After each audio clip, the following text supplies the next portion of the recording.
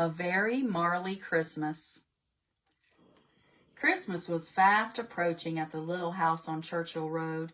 Cassie and baby Louie wanted everything to be just right for Santa's big visit, but something was missing. Snow. "Come on, Snow, let's go," Cassie said. "Ya-ya-zoo, eek-oo," baby Louie said. Their big yellow puppy Marley pushed his giant head between theirs and stared out the window, whimpering softly. "Roof," he said, but no flakes came. "The snow will come when the snow is ready," Daddy said. "Come on, kids," said Mommy. "Let's get the house ready for Santa."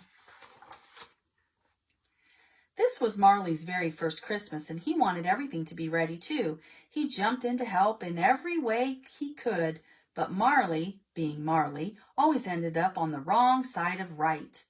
That afternoon, Daddy brought home a big evergreen tree, but as he dragged it across the lawn to the house, the tree suddenly stopped. It would not drag. It would not slide. It would not budge. Daddy pulled. The tree pulled back.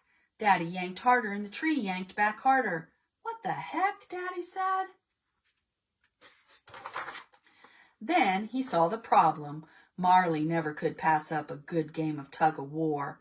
"Bad dog, Marley," Daddy yelled. "Let go." Mommy strung colored lights on the bushes outside. Finally, she got them just the way she wanted. "Perfect," she said.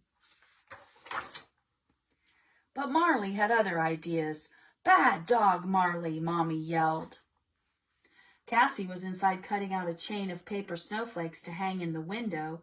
She was nearly done when Marley came around the corner and spotted the giant, slithering white serpent.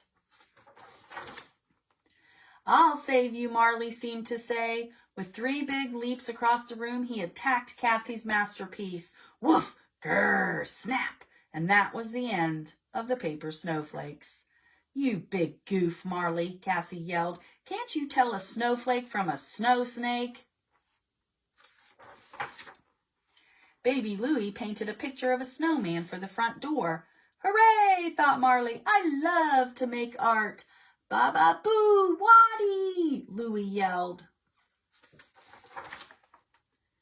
Daddy called from the living room. "Trees up!" Everyone came running. Marley came running too. Mommy stopped. Cassie stopped. Baby Louie stopped. Marley did not stop.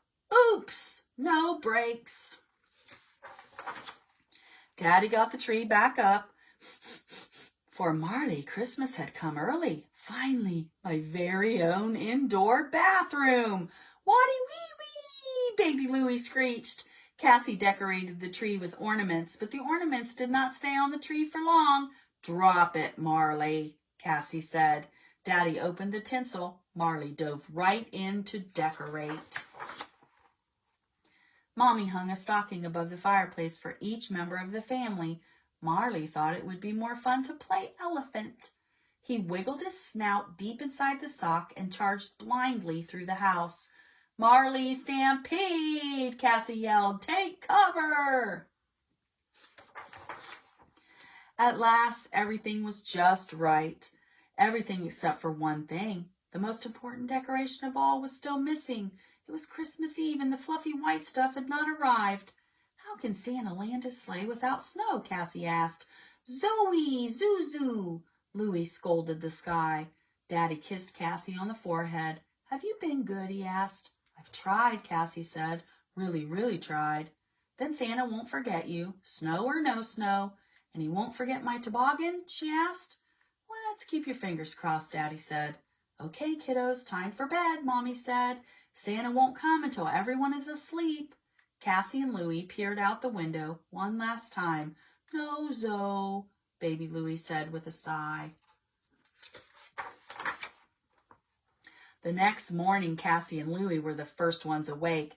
They jumped on Mommy and Daddy's bed and begged to go downstairs.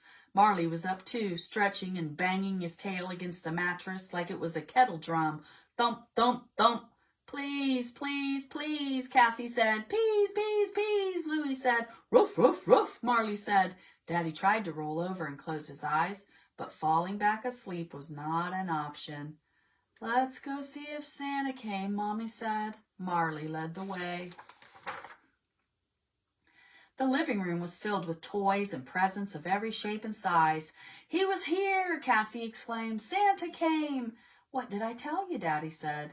Just then, from the window near the tree came a giant commotion. Half of Marley was sticking out of the closed curtains. Both halves were making a terrible fuss. "Get out of there, you nutty dog," Mommy ordered.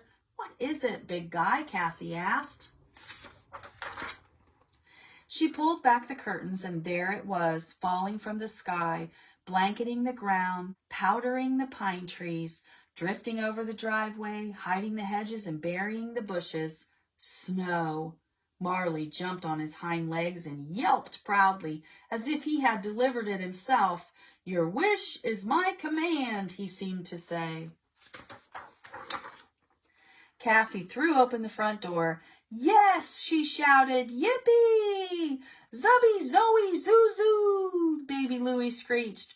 Just then a yellow blur streaked past. It knocked down Baby Louie, smacked down his giant droopy diaper, and shot straight out the door. Marley had never felt snow before. Ah, wet. Ah, cold. He slammed on the brakes. This was not a good idea. Marley went into a full skid, flopped onto one side, bounced up again, spun twice, then somersaulted down the front steps and into a big, deep snowdrift. The whole family held its breath. When he finally popped his head up, Marley looked like a giant powdered donut. Marley raced past Cassie. He raced past Baby Louie. He raced past Mom and Dad and straight into the living room. He jumped on the new toboggan and shook the biggest shake of his life. Snow flew everywhere. Even Mommy had to laugh. Santa had brought the best gift of all, and his little helper Marley had delivered it inside. "Zooey, zooey, zoo, zoo!" Baby Louie shouted. "Good bow wow waddy!"